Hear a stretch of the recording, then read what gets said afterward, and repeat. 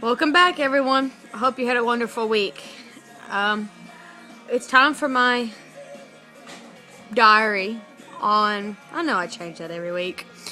It's time for my diary on last week's episode of Vampire Diaries, but I'm going to do a little twist. I am going to throw in the originals on here as well on the same video because I really didn't get a chance to actually sit down and watch the originals.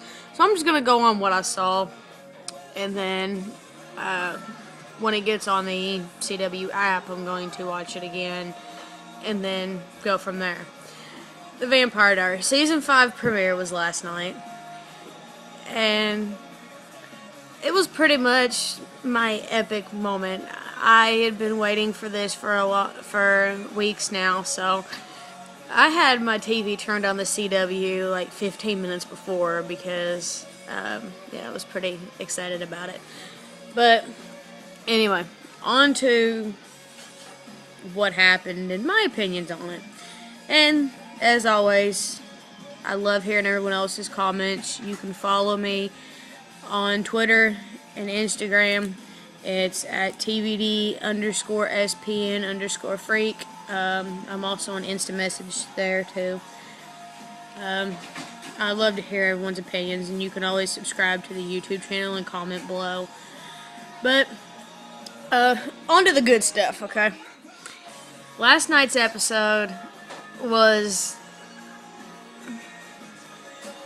for anybody who loves Delana, it was really good. Yeah, and I do have quite a bit to say about that. But first I want to start off with, Bonnie. I know I kind of left on bad terms last week, kind of right in the middle of it. But I had to change the subject real quick, and I had to drop the subject. So I'm coming back to it again. But this time picking up where Season 5 kicked off. This may sound crazy, but I don't know exactly what to say, honestly.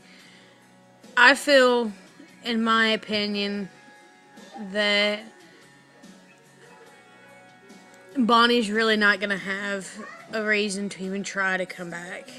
I don't want to think that way, but, with her dad being killed, and, I think her dad is going to realize that she's been dead the whole time at this point, and,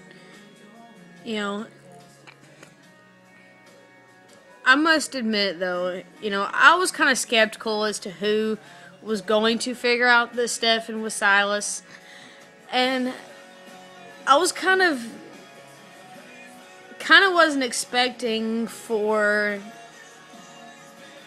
I guess I really didn't think about the fact that Bonnie would figure it out because, she was dead, and I don't know why it slipped my mind. But, the fact that Jeremy knew it right off the bat was pretty good, too. I guess it's the vampire hunting instincts. I guess he's kind of learned to tolerate it around Damon and Stefan. Now that he's living with Damon while Elena's off to college, I guess he kind of has to learn to cope with it anyway. And the fact that Jeremy nearly died, and what Catherine had to do with it, this may sound crazy, but I don't know exactly what happened. I wasn't exactly focused on the TV at that moment. I turned around when Jeremy and Catherine were in the car, and it crashed. And then Catherine vanishes. So I'm not sure exactly what happened all in all, but I'm guessing she was staging her death or something. I have no idea. But Catherine being human, well, backtrack. I really thought that Jeremy had died. And, see, every time I say something, it leads to another point. And when Damon promised he'd look after him, right when that happened, I was thinking, okay, well, there goes Delana. But, Jeremy had just come back. He can't die again already.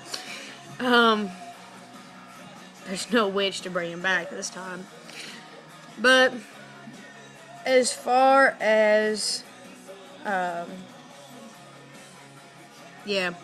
far as that, that's about it. But I'm sorry, I have a lot to say. I just don't know which to say first. I'm gonna move on to Delana.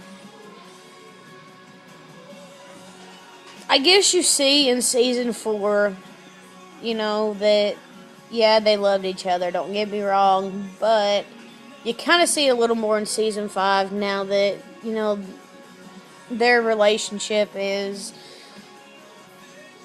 I guess, official, you could say. You could say they kind of had a relationship in season 4, but at the same time, they really didn't, so seeing a whole new twist on it. And me, just as well as anyone else, I retweeted someone else's tweet right before I tweeted about it. When she was leaving off to college and she, came back in the door and had to give Damon one more kiss. It was, I cried. I did. She didn't want to leave, but, she made a point, she's trying to live a normal life, and going to college is her way of doing that. Leaving Damon wasn't very easy. And then off to college. Okay, moving on from Delana, because I don't want to get too into that, as I can go on and on about that. But off to college.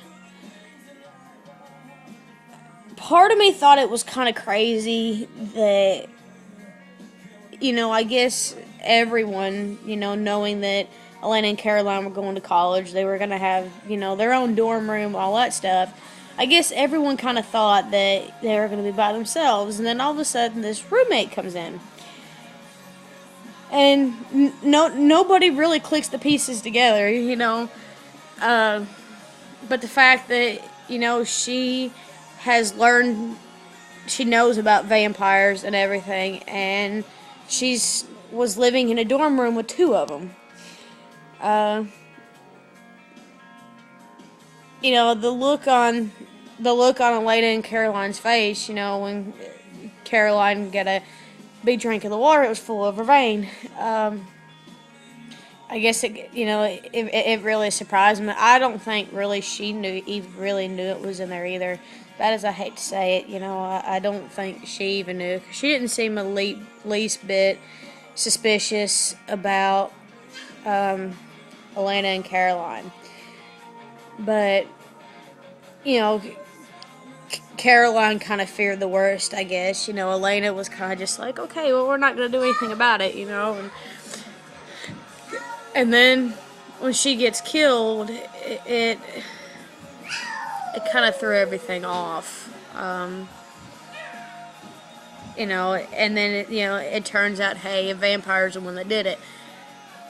So this great life that they were going to live away from vampires, even though they were vampires themselves, it didn't last very long.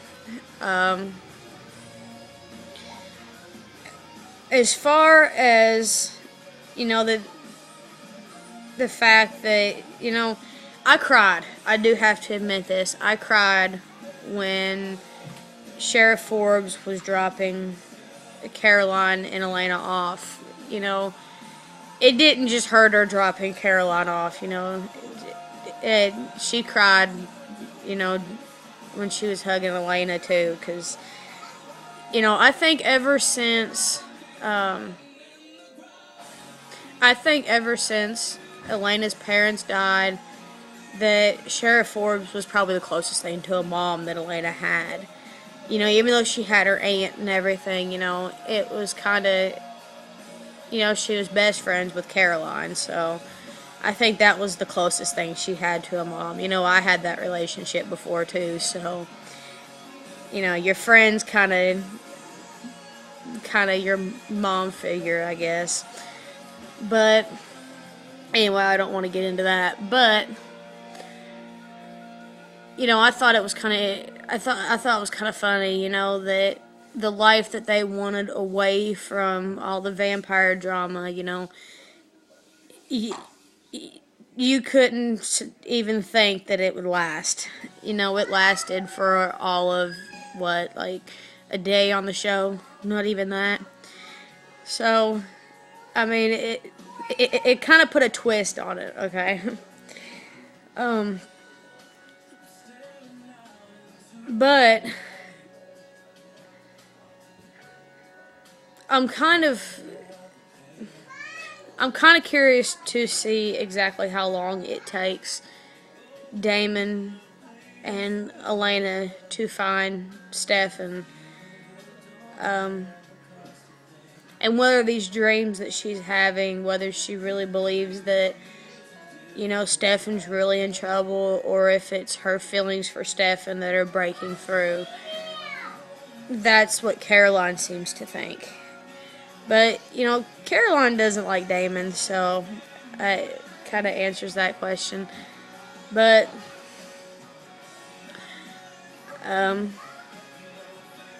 yeah. Anyway,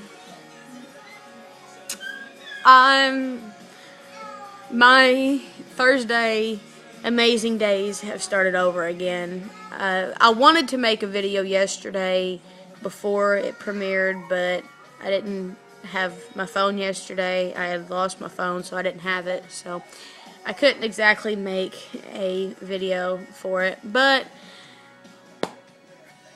on to talk about the originals a little bit, because I'm at 12 minutes now, which I've discovered I can upload videos more than 10 minutes, but I don't know how long I can, so I'm not going to push it. On to the originals. Actually, you know what? I think I'm going to make a different video for that, because I don't want to cut it too far. Tune in next Thursday, 8 p.m., CW.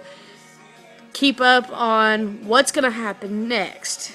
How long is it going to take Damon and Elena to find Silas?